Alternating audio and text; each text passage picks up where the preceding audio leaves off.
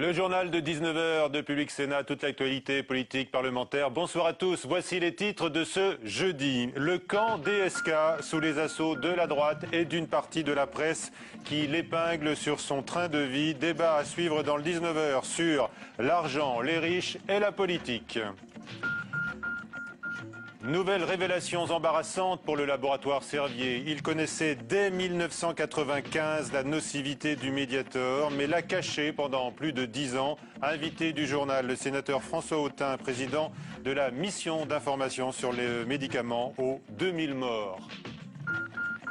Consensus européen à Bruxelles aujourd'hui. L'espace Schengen va renforcer ses frontières intérieures, mais sans se fermer.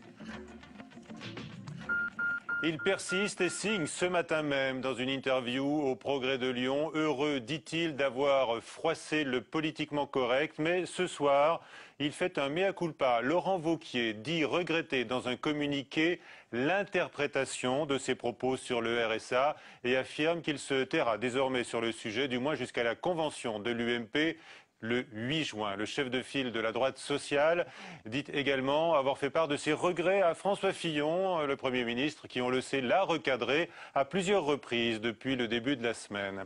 Lors des questions d'actualité au Sénat cet après-midi, on a pu voir Laurent Wauquiez plonger dans ses notes quand Roselyne Bachelot montait au front en faveur du RSA.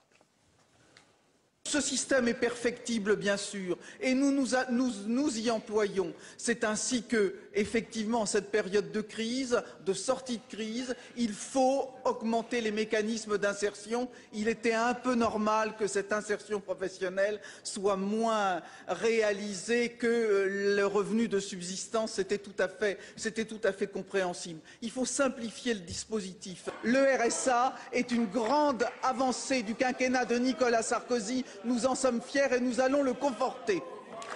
Voilà, extrait des questions d'actualité cet après-midi au Sénat. Les sans-papiers interpellés qui refusent d'être reconduits à la frontière ne seront plus incarcérés sur ce seul motif.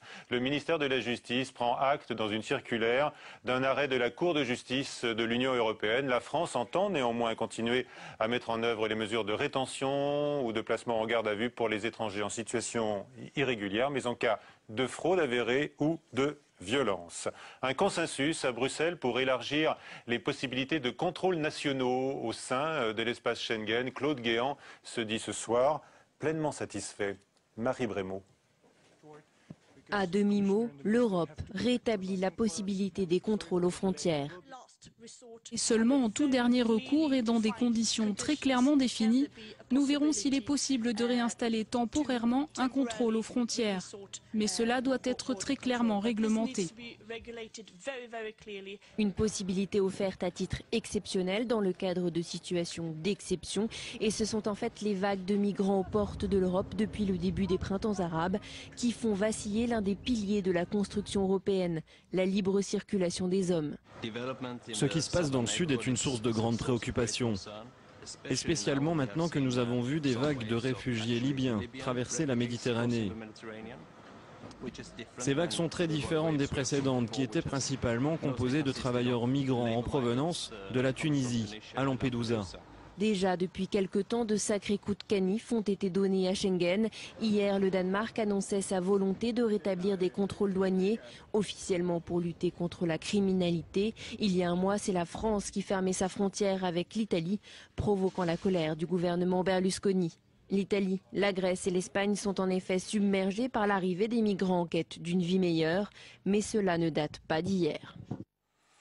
Autre aspect de la politique européenne commune dont la France est la première bénéficiaire, l'agriculture. Nicolas Sarkozy s'est rendu aujourd'hui dans une ferme du Pas-de-Calais pour réaffirmer qu'il refusera toute réduction du budget de la PAC, la politique agricole commune.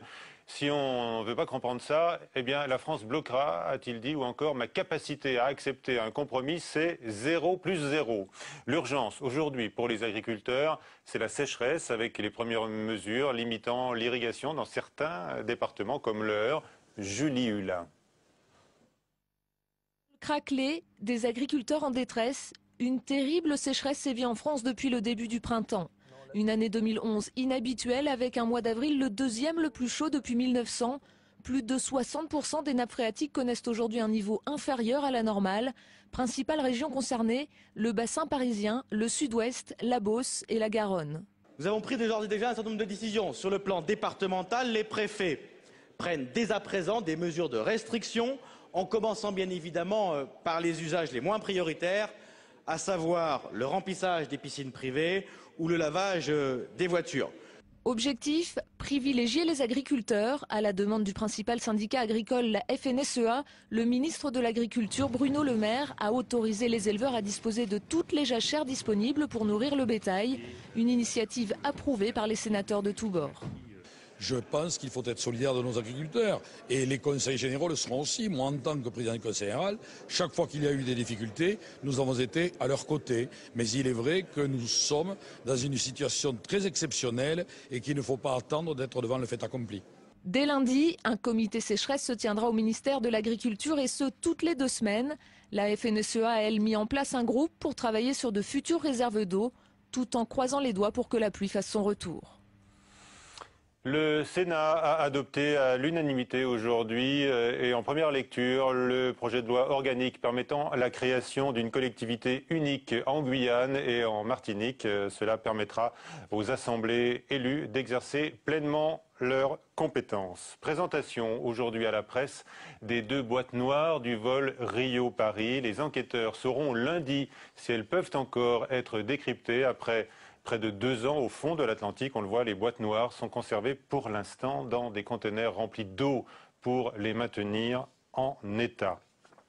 Un espoir pour juguler la pandémie de sida. Un essai clinique mené aux États-Unis révèle que le risque de transmission du virus est réduit de 96% quand la personne séropositive est traitée très tôt avec des antirétroviraux.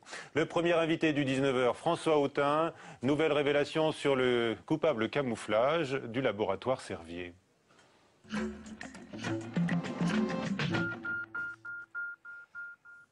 Bonsoir François Autain. Bonsoir. Merci d'être avec nous.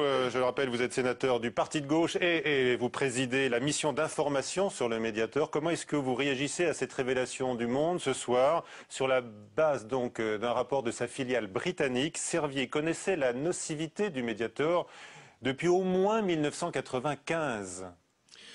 Oui, je ne suis pas surpris. Je ne connaissais pas ce rapport, mais je ne suis pas surpris qu'il ait été tenu secret par le laboratoire Servier, puisque depuis le début, le laboratoire Servier s'ingénie à faire passer le Mediator pour ce qu'il n'est pas. Le Mediator était connu dès son origine, c'est-à-dire à la fin des années 60, puisque cette molécule, le Bafluorex, a dû être découverte vers 1969. On savait que c'était un anorexigène très puissant. Et pourtant, depuis cette date, le laboratoire s'est toujours efforcé de le faire passer pour un hypolipémiant ou un antidiabétique. Oui. Avec un certain succès, alors. Mais vous dites, on le savait si tôt, mais pourtant tout le monde a été dupé, ou s'est laissé duper, alors. Écoutez, je dois constater que les autorités sanitaires en premier lieu, parce que la population se soit laissée duper, passe encore. Mais l'autorité sanitaire, dont c'est le métier, n'a pas su. Il suffisait de se reporter à la littérature, puisque c'était de notoriété publique. Une publication avait été faite à ce sujet dans les années 74, dont effectivement l'AFSAPS, apparemment, enfin l'agence du médicament à l'époque, n'a tenu aucun compte, puisque encore récemment, nous avons eu l'occasion d'auditionner le professeur Alexandre, qui était à cette époque directeur de l'évaluation et qui maintient encore aujourd'hui que ce médicament n'est pas un anorexigène, mais un antidiabétique mal étudié, ajoute-t-il. Alors que tout concours a prouvé que c'est tout à fait l'inverse. Alors comment est-ce que le laboratoire Servier a réussi à imposer son point de vue? Est-ce qu'on peut dire qu'il a gagné la bataille de la désinformation? Oui, ça, certainement. Certainement, c'est-à-dire que pour des raisons qui tiennent sans doute à sa puissance, en matière de lobbying, et puis aussi à la faiblesse insigne des autorités sanitaires qui n'ont pas la capacité de développer une analyse autonome sur un médicament. On aurait pu imaginer que l'autorité sanitaire demande une enquête cas témoin, similaire à celle qui avait été demandée pour l'isoméride et le pondéral, les autres coupe-vins qui ont été retirés du marché, pour savoir effectivement quelle était la nature exacte de ce médicament. Or, ça n'a pas été fait et je pense qu'on doit en imputer l'entière responsabilité aux autorités sanitaires de l'époque qui, à mon sens, n'ont pas été à la hauteur. François Autain, je peux vous demander, vous, personnellement, qu'est-ce que vous avez appris depuis que vous présidez cette mission d'information? J'ai appris que je savais qu'il y avait des liens très importants entre l'expertise, le monde de la santé et les laboratoires. Déjà, mais je ne m'imaginais pas que cette interpénétration était aussi dense, aussi importante. Et ce qui m'a aussi étonné, c'est que les intéressés eux-mêmes ne s'en rendaient pas compte. Et c'est ça qui est... Le poids des habitudes. Oui, je vais vous citer un exemple. Alors que la réglementation l'interdisait, les représentants des syndicats des laboratoires pharmaceutiques étaient représentés en permanence au sein des commissions et des groupes de travail qui délibéraient sur les médicaments à l'agence sanitaire, à l'agence du médicament et aujourd'hui l'AFSAPS. Et il a fallu l'affaire Mediator, le drame sanitaire du Mediator, pour que enfin la direction de l'AFSAPS demande aux représentants du laboratoire de bien vouloir se retirer de ces commissions. Sinon, les choses seraient encore en l'état. Quel était donc le ciment de cette interpénétration, comme vous dites? C'est l'argent? Non, je pense que c'est beaucoup plus une communauté intellectuelle, une communauté d'intérêt intellectuel. Aujourd'hui, je pense que... D'intérêt intellectuel plus que d'intérêt financier. Écoutez, là, j'ai pas de preuves, j'ai absolument pas de preuves, mais c'est vrai que aujourd'hui, comment dirais-je, les sociétés savantes ne peuvent pas fonctionner sans l'aide des laboratoires pharmaceutiques. Quand vous imaginez que jusqu'à une date récente, l'Académie de médecine faisait imprimer son bulletin grâce au laboratoire Servier. Donc c'est dire que ces liens vont très très loin. Donc je crois que l'une des mesures les plus urgentes qu'il va falloir prendre si on ne veut pas que de nouveaux drames sanitaires comme celui du Mediator surviennent, il va falloir couper les liens, mais de façon radicale, qui existe entre nos autorités de santé et l'expertise et les experts. C'est-à-dire ceux qui travaillent pour les laboratoires continuent à travailler pour les laboratoires, c'est bien pour la recherche et c'est bien pour les malades, mais que ceux qui donnent un avis pour le compte de l'État n'aient plus de lien avec les laboratoires. Est-ce que les révélations du jour accentuent, selon vous, oui j'imagine, l'accusation de tromperie? C'est l'accusation dont la justice est saisie. Effectivement, c'est tromperie aggravée. C'est évidemment une tromperie, mais ce qui est tout aussi dommageable, c'est que les autorités, la police sanitaire, qui est justement chargée de nous protéger contre ces éventuelles tromperies, n'ait pas pu répondre à cette mission.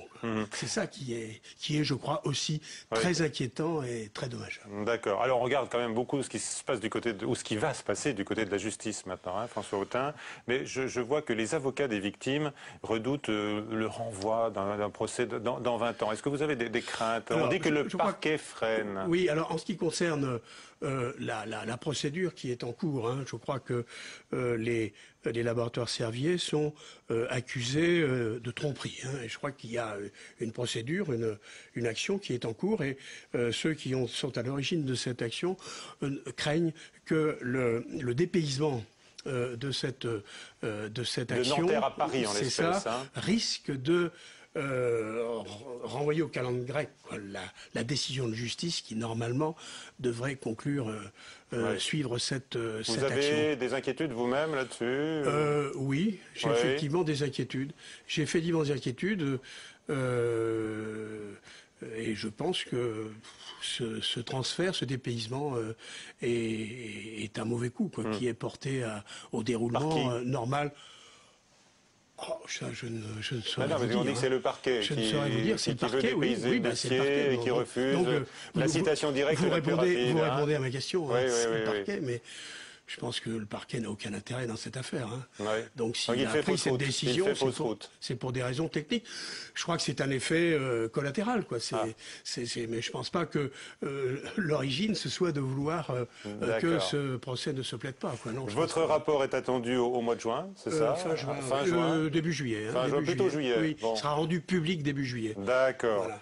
On sait que, c'est tout frais aussi cette semaine, le fonds d'indemnisation pour les victimes a été lancé. Est-ce que vous êtes satisfait du calendrier général dans ce dossier? Oui, je pense qu'il était difficile. Et de l'action donc du gouvernement? Oui, je pense que le gouvernement, en l'occurrence jusqu'à présent, a bien réagi.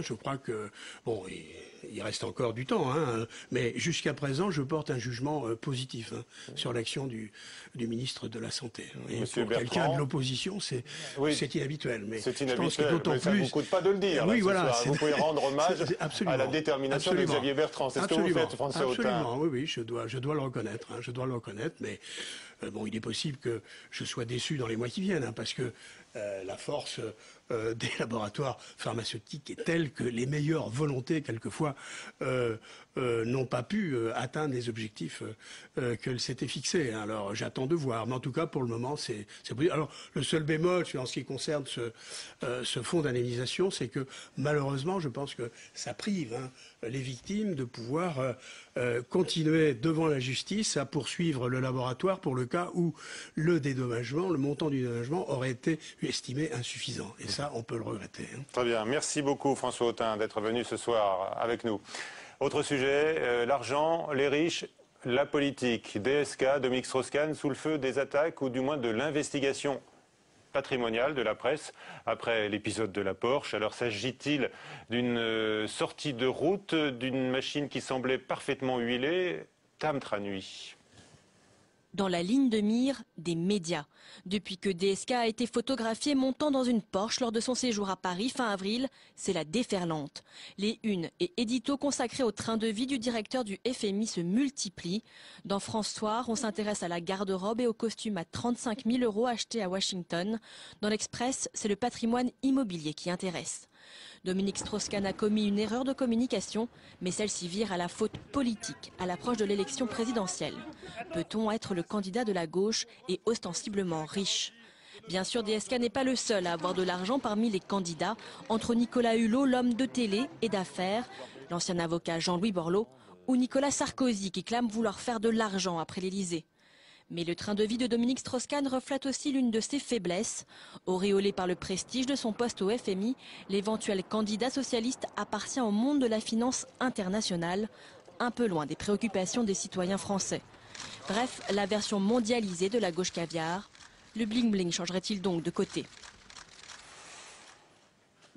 Deux invités avec nous, ils sont arrivés avec beaucoup de notes. Noam Léandri, bonsoir. Bonsoir. Vous êtes secrétaire général de l'Observatoire des inégalités qui déplore donc le creusement des inégalités par le haut en France depuis quelques années. Pour faire court, c'est cela? Oui. Notamment. Avec nous également Agnès Verdier-Molinier, bonsoir. Vous êtes directrice de l'IFRAP, qui est une organisation, un lobby libéral, on va dire, qui dénonce une fondation d'utilité publique. Quel statut pour dénoncer les dépenses publiques? Vous-même, vous êtes l'auteur des Fonctionnaires contre l'État aux éditions Albin Michel. Alors, vous avez beaucoup de notes sur la richesse, la pauvreté dans ce pays. J'ai envie de vous poser une première question toute simple. Si un ami vous ouvre la porte de sa Porsche, est-ce que vous montez dedans, monsieur Léandri? Écoutez, je n'ai pas d'amis qui possèdent des Porsche en ce qui me concerne, mais il me semble que là, le débat tourne autour de questions un peu démagogiques.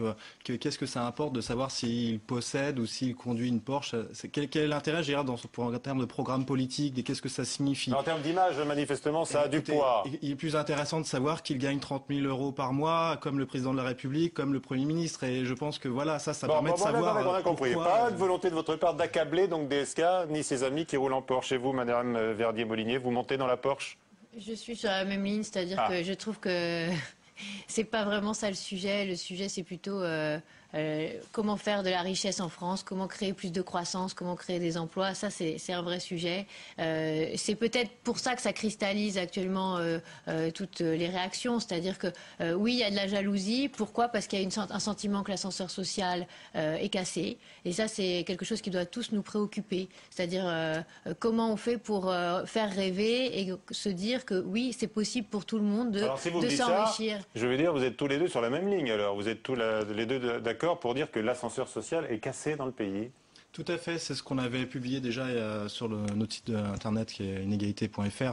On avait parlé d'un retour de l'ancien régime, c'est-à-dire que ce qui fonctionne plus aujourd'hui, pourquoi le retour de l'ancien régime, c'est qu'aujourd'hui c'est la naissance qui va vous prédestiner à des métiers, à des postes, à des fonctions, à une fortune, un niveau de fortune futur, parce que vous héritez de patrimoine, parce que vous héritez aussi d'un capital culturel qui permet de réussir à l'école, selon si vos parents sont plus ou moins diplômés, etc. Et on voit beaucoup de reproduction sociale. La formule du Nouvel Observateur cette semaine sur une nouvelle oligarchie. Non, alors c'est pas tout à fait la même chose. C'est-à-dire que pour moi, c'est plus un effet de reproduction et non pas une élite qui concentrerait tous les pouvoirs. Il y a toujours eu des élites. La question, c'est savoir comment est-ce qu'elles se renouvellent. Est-ce que ça permet à des nouvelles personnes d'y accéder? Il faut bien qu'il y ait des dirigeants. Il y a toujours eu des dirigeants qui seraient complètement absurdes de dire qu'il n'y a jamais eu de riches. Il y en a toujours eu. Alors, je crois même qu'il y en a même de moins en moins. Je dirais que les inégalités dans le monde ont tendance quand même à se réduire malgré tout. Quand les gens accèdent à un niveau de vie décent, je pense à des pays en développement qui commencent à accéder à une société de consommation, je dirais, avec des standards internationaux ou en tout cas occidentaux, on voit qu'il y a une réduction des inégalités mondiales. Après, ça n'empêche pas que dans certains pays, notamment la France, il y ait une ascension de la fortune des plus fortunés. Voilà ce qui se passe. Madame Verdier-Molinier, vous faites le même constat pour le dénoncer? Alors, c'est pas tout à fait ça, parce que même si je suis d'accord que l'ascenseur social est en panne et qu'on a du mal à se projeter dans une idée qu'on peut progresser, qu'on peut gravir tous les échelons de la société en France, et ça, c'est un problème. Parce que c'est ce désir, finalement, de réussite, Mais vous n'en voulez pas à ceux qui sont tout en haut de l'échelle, alors? Non, ce que je voudrais dire, c'est que cette semaine, on publie justement une note sur cette question de l'accroissement des inégalités, et on n'a pas tout à fait la même analyse. C'est-à-dire qu'on pense qu'au contraire, parfois, quand il y a des inégalités qui sont importantes, c'est aussi un signe de croissance, c'est aussi un signe que certains peuvent... Non mais si, c'est important de le dire, c'est-à-dire que pourquoi est-ce que finalement on voit qu'aujourd'hui c'est stratifié, ce sont par exemple, et on le sort, 75% des 25 plus grandes fortunes aux États-Unis, ce sont... Des nouveaux riches, si on peut dire. C'est de la new money. C'est pas des vieux riches. C'est pas des gens qui justement sont nés riches et resteront riches. Contrairement à la France, mais contrairement à la France, où en France c'est que 36% qui sont des nouveaux riches. Et nous, ce qu'on dit à la Fondation IFRAP, c'est que pour qu'il y ait des nouveaux riches, il faut aussi qu'il y ait une possibilité de progresser dans cette échelle sociale, mais que cette possibilité, elle ne se fait que parce que les anciens riches et ceux qui sont riches actuellement réinjectent de l'argent dans l'économie et financent les start-up, financent les nouvelles entreprises qui se créent. Ce qui se passe aujourd'hui, non mais ce qui se passe aujourd'hui, oui mais attention parce que pour créer de la richesse, c'est pas forcément avec de l'impôt et des impôts et de la redistribution qu'on crée de la richesse. Les vieux riches seraient le meilleur investisseur que l'État. Vous qui avez travaillé notamment à l'OCDE, vous voyez bien que quand on compare par exemple le taux de prélèvement obligatoire, le taux de dépenses publiques dans un pays, on voit que, et notamment la France par rapport à l'Allemagne, par rapport au Royaume-Uni, on voit qu'on a des plus forts taux de prélèvement obligatoire, des plus forts taux de dépenses publiques, et en même temps on a des prévisions de croissance qui sont inférieures. Donc il ne faut pas penser que c'est que l'État qui va permettre, ou les collectivités, qui vont redistribuer et vous permettre de resaupoudrer de la richesse. Ça ne va pas créer de la croissance. Et ce dont mais les riches ne redistribuent pas, justement, ils investissent. La question c'est comment on fait pour que ces riches qui sont riches aujourd'hui en France, déjà, ne partent pas de France. Donc ça, c'est important parce qu'on a besoin des riches. Et j'aimerais rappeler qu'ils paient, par exemple, au niveau de l'IR, les 10% les plus riches, ils paient 74% de la recette d'impôt sur le revenu. Donc ça on le dit jamais. Donc, Alors on dit aussi que l'impôt sur le revenu pèse de moins en moins dans le budget. Alors sur ce point, alors vous n'avez quand même pas la même vision des riches et de leur rapport à la collectivité. J'ai l'Observatoire des inégalités. Qu'est-ce que vous dites? Qu'est-ce que vous répondez là? Nous, on réfléchit sur les modes de prélèvement et de redistribution fiscaux, sociaux. Donc il y a des cotisations sociales, il y a des impôts. Et il me semble qu'aujourd'hui, on est en train de réduire, on a a réduit assez énormément l'impôt sur le revenu. On réduit encore une fois l'ISF, l'impôt sur solidarité sur la fortune. On divise par presque 4 le taux le plus élevé d'impôt de solidarité sur la fortune. Donc on voit qu'on demande moins aux riches et en revanche, ils sont libres d'investir ou non. Or, on voit qu'il y a une grande partie qui est capitalisée sans être investie. Il y a beaucoup d'accumulation qui est inutilisée. Et ça n'empêche pas ces personnes-là de partir à l'étranger ou de le céder à leurs enfants de façon sans payer d'impôt sur les successions, voire même d'expatrier uniquement leur capital sans s'expatrier eux-mêmes. Donc, Madame Berguet-Molinier, est-ce que vous pourriez nous donner des noms ou deux noms de très riches en France? Non, l'objectif, c'est pas ça. L'objectif, c'est de dire les riches, il faut valoriser aussi ce qu'ils peuvent apporter à la société. Aujourd'hui, en France, on est en train de fustiger en permanence les riches, de dire ils sont mauvais, ils servent à rien, finalement on n'en a pas besoin, finalement ils ont trop d'argent. Et bien, résultat, qu'est-ce qui se passe? Ils n'ont plus envie d'investir en France. Et ça, c'est un risque important, parce qu'aujourd'hui, c'est mobile. Le capital, il est mobile. Et quand vous vous dites que sur l'ensemble des prélèvements obligatoires, il y a plus de 40% qui est payé par les 10% les plus riches, peut-être que ça sert aussi à la société. Donnez-nous un bel exemple de riche qui sait investir à bon escient dans son pays, qui apporte beaucoup à la nation. Il y en a certains. Je vais donner un nom, mais c'est pas forcément représentatif, et je suis même pas sûre qu'il soit dans les 10% les plus riches. Si, je pense que dans les 10% les plus riches, certainement il y a des gens comme Marc Simoncini, par exemple, qui ont créé des entreprises et qui en ce moment c'est un nouveau riche. Réinvestissent. C'est un nouveau riche. Il réinvestit dans l'amorçage de différentes start-up créées par des gens qui ont rien quand ils partent. Et c'est ça qu'il faut faire. C'est-à-dire qu'aux États-Unis comme au Royaume-Uni, il y a cette idée que l'entrepreneur, et souvent les riches sont des entrepreneurs, ils ont créé des emplois. Est-ce qu'on calcule dans ce qui pèse en impôts, etc., est-ce qu'on calcule aussi le nombre d'emplois qu'ils ont créés?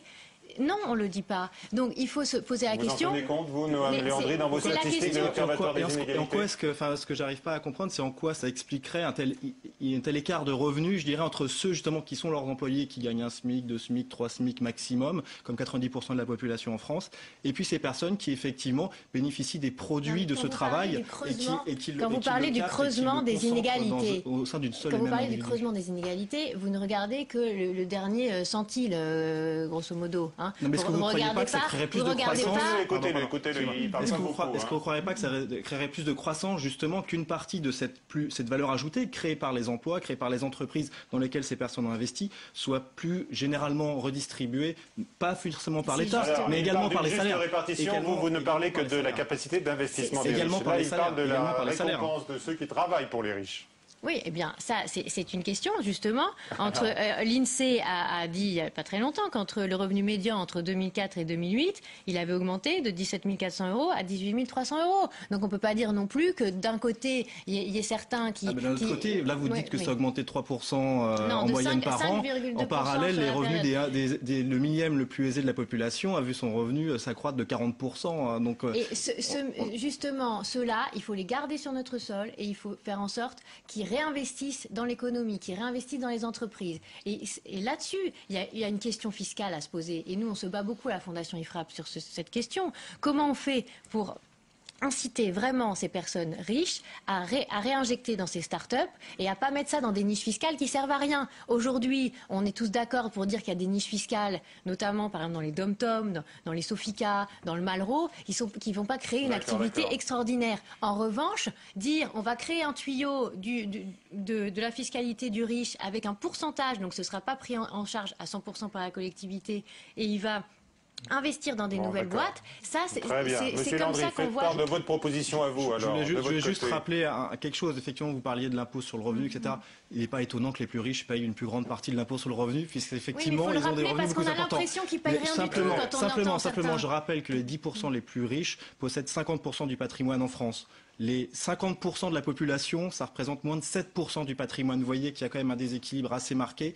Et sur le revenu, en revanche, l'équilibre est plus marqué. Il y a moins cet écart. Donc il serait plus logique de taxer le patrimoine et d'éviter la transmission intergénérationnelle, de génération en génération. Avec l'impôt sur les successions. Ah bah non, absolument pas. On peut faire à la fois les successions et l'impôt sur les successions. Regardez, la question du nouvelobs.com qui était soumise aux internautes était celle-ci aujourd'hui. Elle faisait le lien entre l'argent et la politique, on y revenait, c'était notre point de départ. Peut-on être ouvertement riche et candidat? Oui, 66%, non, 29%. Voilà l'avis des internautes du Nouvel Obs qui pensaient peut-être prioritairement, sans doute prioritairement, un élu à pauvre. Dominique Strauss-Kahn. Merci à tous les deux. Merci à vous. À 22h, Sonia Mabrouk pour le prochain journal sur Public Sénat. À suivre tout de suite sur la chaîne parlementaire Assemblée nationale, Pile et Face. Bonsoir.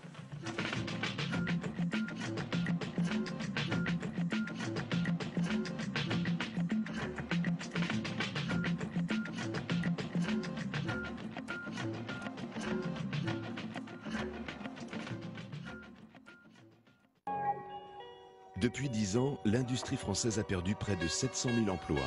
Quelle en est la cause? Comment enrayer le phénomène? On ne peut pas laisser nos industriels avec des poids de 10 kilos aux chevilles. Pendant plusieurs mois, les sénateurs ont enquêté. Déplacements sur le terrain, rencontres avec les chefs d'entreprise. Public Sénat a suivi cette mission. L'idée est simple, c'est de venir sur le terrain, vous écouter. Quel est votre diagnostic concernant ces phénomènes de désindustrialisation? Mission sur la désindustrialisation. Ce soir à 22h30 sur Public Sénat.